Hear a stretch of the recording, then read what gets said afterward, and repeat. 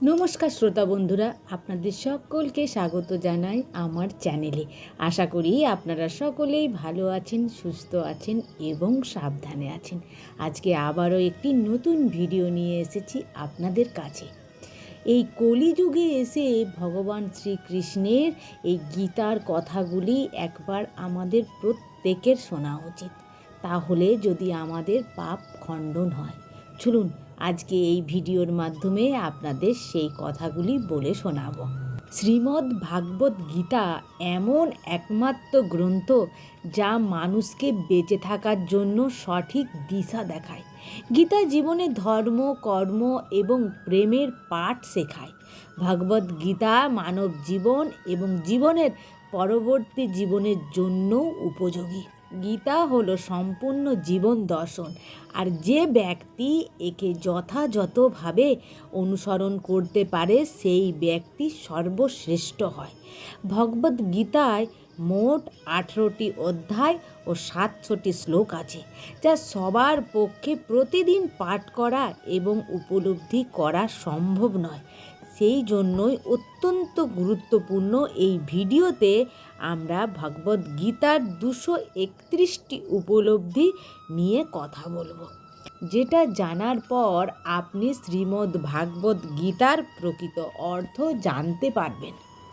তাই এই ভিডিওটি রাতে ঘুমানোর আগে কিংবা সকালে ঘুম থেকে উঠে পারলে একবার শুনবেন। তাহলে চলুন শুনে নেওয়া যাক আজকে ভগবান শ্রীকৃষ্ণের নিজের মুখে কি বলেছিলেন। শ্রীকৃষ্ণ বলেন, এই সংসার আমার তৈরি মায়া দ্বারা আচ্ছন্ন। এই সংসার আমার দ্বারাই সৃষ্টি হয়েছে। আমি এই সংসারের পালনকর্তা, আবার আমিই সব কিছুর বিনাশ করে থাকি। আমি অতীত, বর্তমান আর ভবিষ্যতের সকল প্রাণীকেই জানি, তবে আমাকে কেউই জানতে পারে না। ভগবান শ্রীকৃষ্ণ বলেন, যেমন প্রকাশ্যে জ্যোতি ঝলমল করে, তেমনই মনুষ্যকে সর্বদা সত্যের পথেই থাকা উচিত। মৃত্যু হলো এমন একটি অটল সত্য যাকে কখনোই পরিবর্তন করা সম্ভব নয়। যখন থেকে এই সংসার নির্মাণ হয়েছে তখন থেকেই জন্ম ও মৃত্যুর চক্র ঘুরে চলেছে।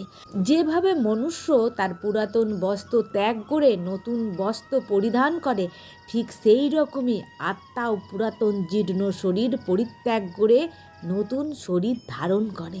এটাই প্রকৃতির হলো নিয়ম।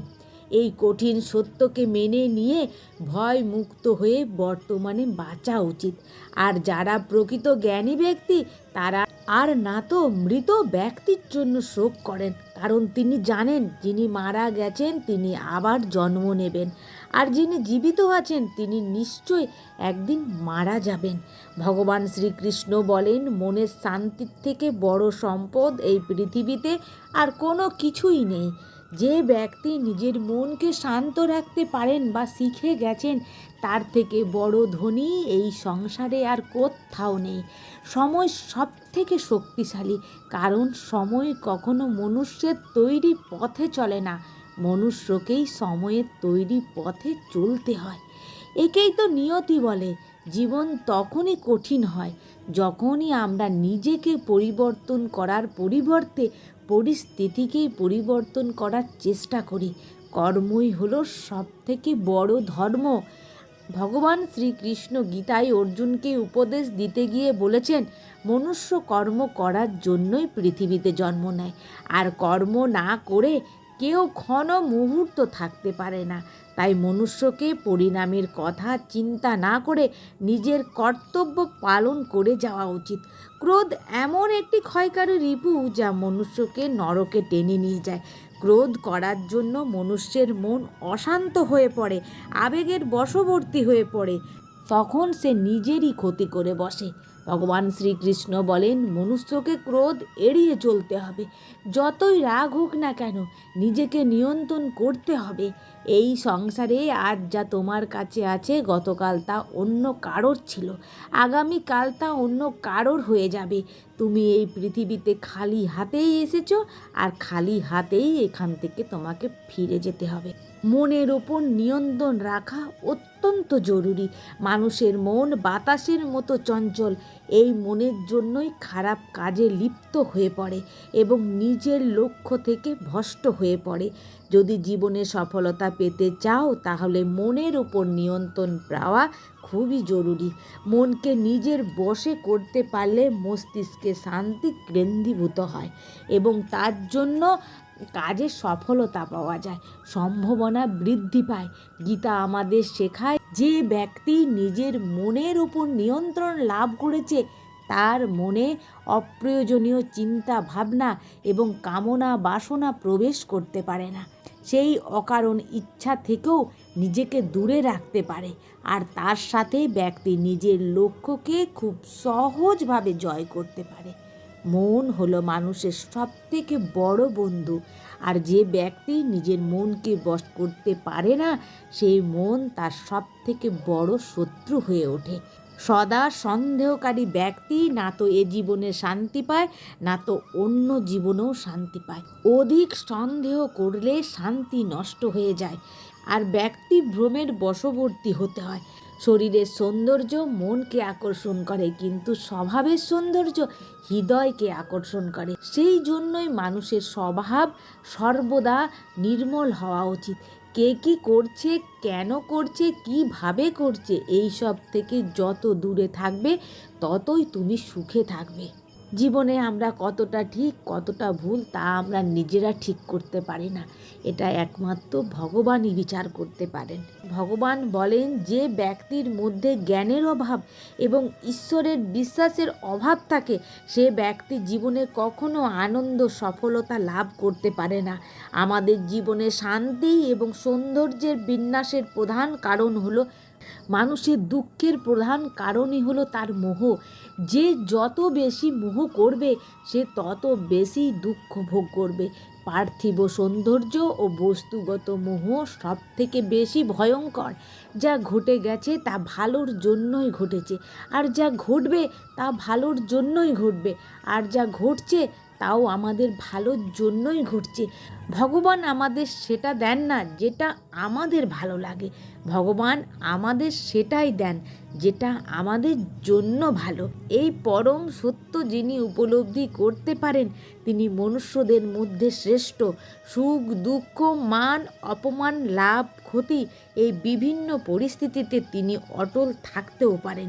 এই রকম ব্যক্তিকে ভগবদ্গীতায় স্থিতপ্রজ্ঞ বলা হয়েছে। তাই ভগবান শ্রীকৃষ্ণ অর্জুনকে বলেছেন, তুমি স্থিতপ্রজ্ঞ হওয়ার চেষ্টা করো। তোমার কি কিছু হারিয়েছে যে তুমি কাঁদছো? তুমি কি কিছু এনেছিলে যা হারিয়ে গেছে? তুমি কি কিছু সৃষ্টি করেছো তা নষ্ট হয়ে গেছো? না তো তুমি সাথে করে কিছু এনেছিলে, না তো তুমি সঙ্গে করে কিছু নিয়ে যেতে পারবে। তুমি এই পৃথিবীতে খালি হাতেই এসেছো, আর তোমাকে পৃথিবী ছেড়ে একদিন খালি হাতেই যেতে হবে। যা আজ তোমার বলে দাবি করো গতকাল সেটা অন্য কারোর ছিল, আগামীকাল তা অন্য কারোর হয়ে যাবে। পরিবর্তনই হলো সংসারের নিয়ম। তুমি যেটা নিজের মনে করে মগ্ন হয়ে আছো এই প্রসন্নতাই তোমার দুঃখের প্রধান কারণ হয়ে যাবে। মনে রেখো, কঠিন জাগতিক বস্তু তোমার নয়, সেটা বস্তু হোক বা ব্যক্তি, সেটা অনুভূতি হোক বা উপলব্ধি, যাকে তুমি মৃত্যু ভাবো সেটাই হলো আসল জীবন। জীবন তোমাকে এক মুহূর্তে কোটিপতি করে দিতে পারে, আবার নিঃস্বও করে দিতে পারে। তোমার আমার ছোট বড় আপন এই সব অনুভূতি মন থেকে মুছে দাও, তাহলে তুমি সবার আর সবাই তোমার হয়ে যাবে। এই শরীর তোমার নয়, তুমিও এই শরীরের নও। এই শরীর পৃথিবী জল অগ্নি আকাশ এবং বায়ু দ্বারা সৃষ্ট। একদিন এগুলি তুমি মিশে যাবে, কিন্তু আত্মা হলো স্থির। তাহলে তুমি কে? তুমি নিজেকে ভগবানের উপর ছেড়ে দাও। তোমার জন্যই এটা সর্বোত্তম উপায়। যিনি পরমেশ্বর সমর্থন পেয়ে যায় তিনি ভয় চিন্তা উদ্বেগ এবং সমস্ত রকম আশঙ্কা থেকে মুক্ত হয়ে যায়। ভগবান শ্রীকৃষ্ণ ভগবদ্গীতায় অর্জুনকে বলেছিলেন, সমস্যা থেকে পালিয়ে যাওয়া নতুন সমস্যাকে আমন্ত্রণ দেয়ারই সামিল। জীবনের সব মুহূর্তে নতুন নতুন সমস্যা আর প্রতিকূলতার মুখোমুখি আমাদের হতেই হয়। এবং এই জীবনের অটল সত্য, একটা শান্ত সমুদ্রে একটা নাবিক কখনোই দক্ষ হয়ে উঠতে পারে না। দক্ষ হওয়ার জন্য তাকে সামুদ্রিক ঝড়ের মুখোমুখি হতেই হয়। অন্ধকারে অন্ধ হয়ে যাওয়া লোক না তো নিজের দোষ দেখতে পায় আর না তো অন্যের গুণ। মনে রাখবেন, কেউ কারোর অভাবে মরে যায় না। সময় একদিন সবাইকে বাঁচাতে শিখিয়েই দেয়। জীবন একবারই পাওয়া যায়, সেটা সম্পূর্ণ ভুল কথা। একমাত্র মৃত্যুই একবার পাওয়া যায়, জীবন তো প্রতিদিন পাওয়া যায়।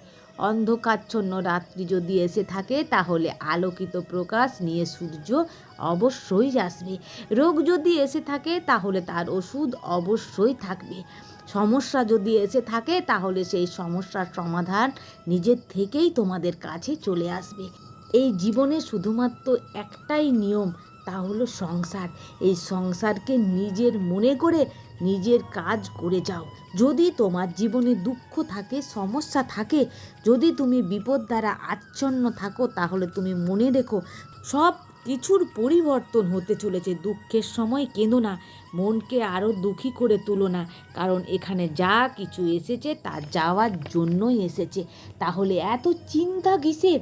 তাকে কখনো খুঁজো না যে পৃথিবীতে সবচেয়ে সুন্দর, বরং তাকে খোঁজো যার জন্য তোমার পৃথিবী সুন্দর হয়ে যাবে।